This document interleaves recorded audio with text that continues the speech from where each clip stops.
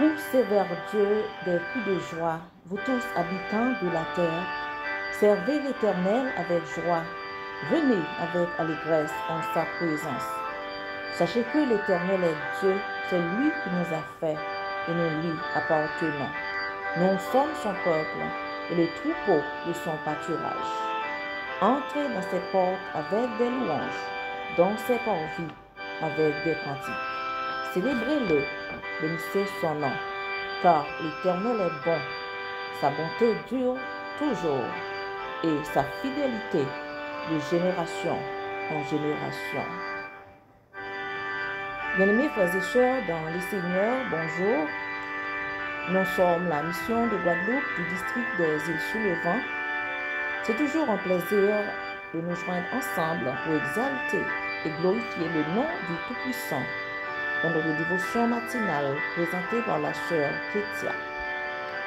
Nous profitons de cette occasion pour vous souhaiter un cordial mot de bienvenue.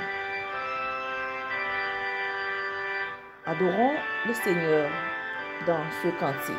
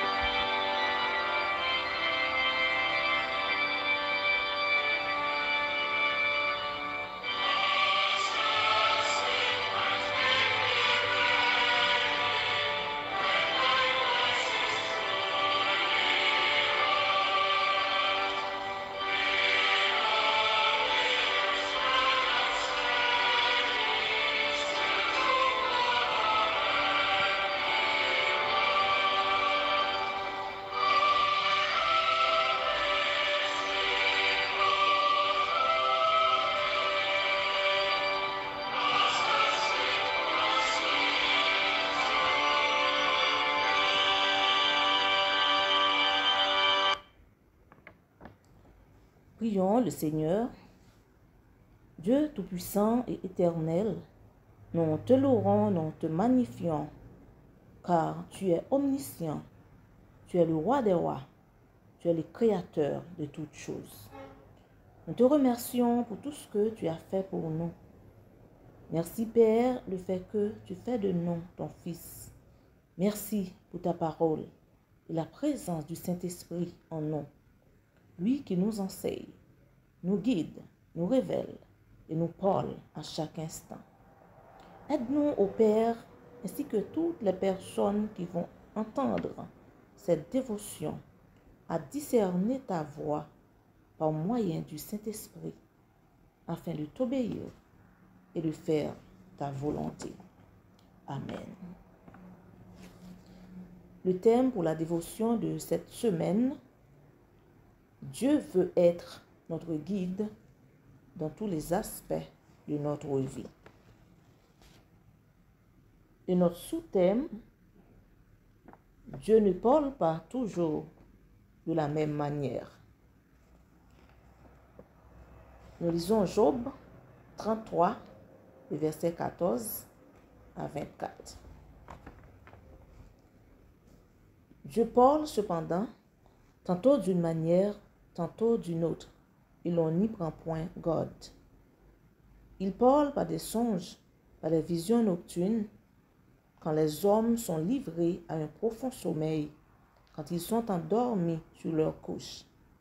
Alors il leur donne des avertissements et met le sceau à ses instructions, afin de détourner l'homme du mal et de le préserver de l'orgueil, afin de garantir son âme de la force et sa vie des coups du glaive. Par la douleur aussi, l'homme est repris sur sa couche, quand une lutte continue d'agiter ses os. Alors il prend en dégoût le pain, même les aliments les plus exquis. Sa chair se consume et disparaît. Ses os qu'on ne voyait pas sont mis à nu. Son âme s'approche de la force et sa vie des messagers de la mort.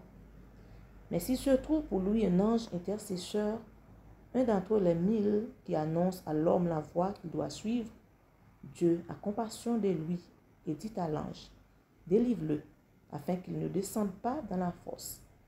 J'ai trouvé une rançon. Parole du Seigneur. Amen. N'oubliez pas, notre sous-thème, c'est bien: Dieu ne parle pas toujours de la même manière.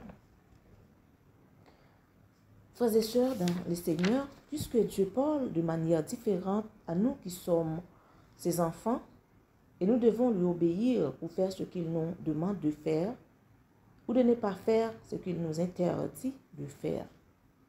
Mais la grande question est: comment pouvons-nous entendre et comprendre sa voix, puisqu'il y a d'autres voix qui parlent, telles que notre pensée parle, le diable parle?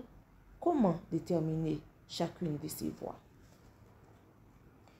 Donc, frères et sœurs, pour que nous arrivions à comprendre la voix de Dieu, nous avons des exercices à faire. Premièrement, nous devons prendre l'habitude d'entendre la voix de Dieu.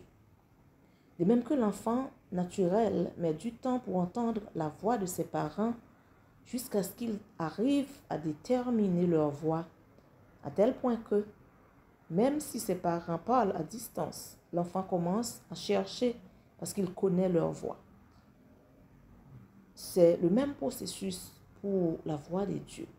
Si nous mettons du temps pour l'entendre, un jour, nous arriverons à déterminer sa voix. Deuxièmement, nous devons croître dans notre relation avec Dieu, c'est-à-dire laisser le stade enfant pour passer au stade fils et voire même devenir son ami.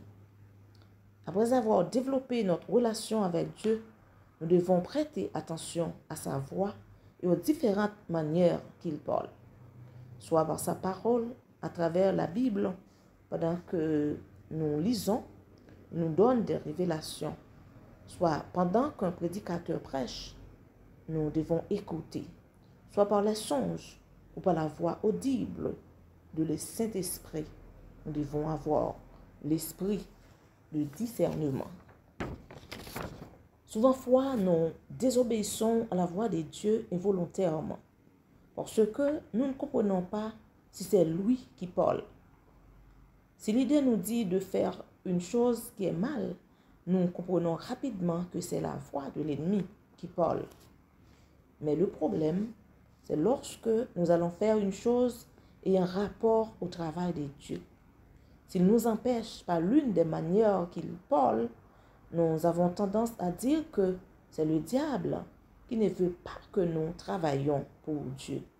Tandis que parfois le Saint-Esprit nous dit non, même si nous voulons aller faire le travail de Dieu, car il est omniscient et il connaît toutes choses. Donc, pour nous qui n'arrivons pas à comprendre la voix du Saint-Esprit, nous devons continuer à suivre à chaque fois qu'il parle et comment nous réagissons et quels résultats. Ça va nous aider à déterminer et à comprendre.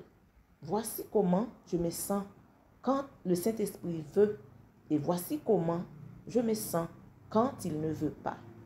Parce que parfois, il nous rend mal à l'aise parce qu'il veut nous dire quelque chose. Surtout lorsqu'il veut nous empêcher de déplacer. Pour finir, frères et sœurs, on raconte l'histoire de deux pasteurs différents qui voulaient aller faire mission. L'un d'entre eux sentait, c'est comme si il lutte, car son esprit n'est pas en paix.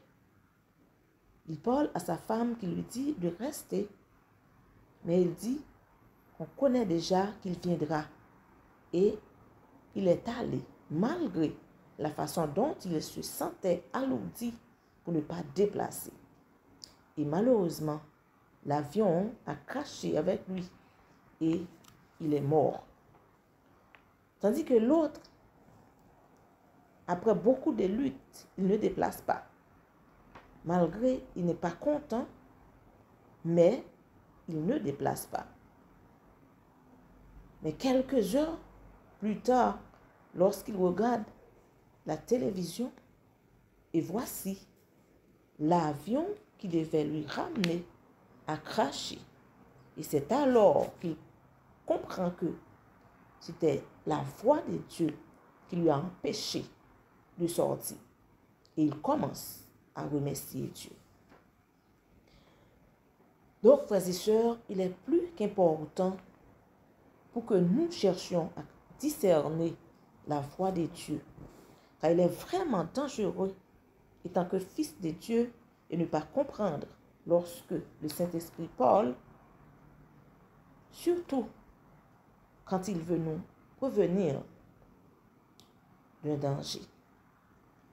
Que Dieu nous aide à comprendre, à déterminer sa voix, afin de faire ce qu'il nous demande de faire et de ne pas faire ce qu'il nous empêche de faire. Amen. Prions notre Dieu.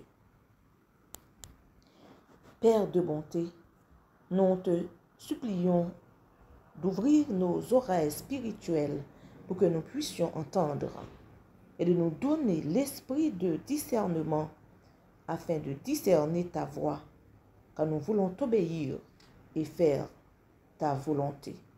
Nous t'en prions, Père, au nom de Jésus, notre Sauveur. Amen. Amen.